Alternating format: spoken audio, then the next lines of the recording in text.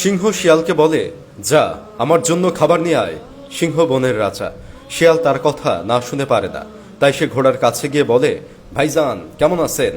ঘোড়া চিন্তা করে, যে শিয়াল খ্যাক খ্যাক করা ছাড়া কোনো কথা বলে না, সে আজ এত মধুর স্বরে ডাকছে কেন?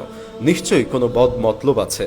ঘোড়া শিয়ালের ডাকে সাড়া দেয় না, সে তার মতো করেই চলতে থাকে। শিয়াল এখানে পাত্তা না পেয়ে ময়ূরের কাছে গিয়ে বলে, আপুমনি কেমন আছো? দেখতে খুবই মিষ্টি লাগছে।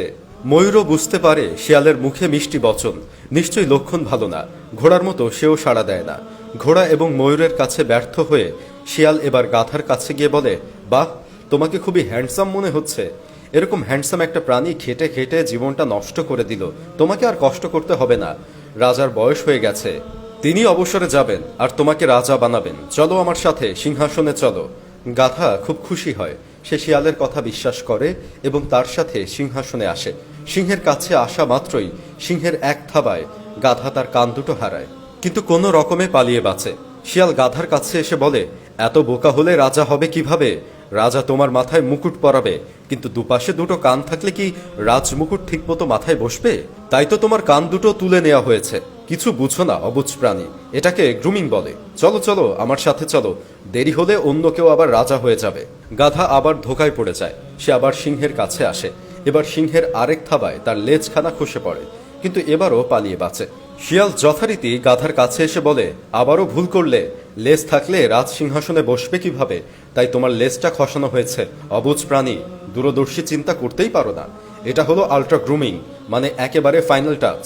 চলো চলো তাড়াতাড়ি সিংহাসনে চলো। গাধা আবারও সিংহাসনে আসে। এবার আর সে বাঁচতে পারে না।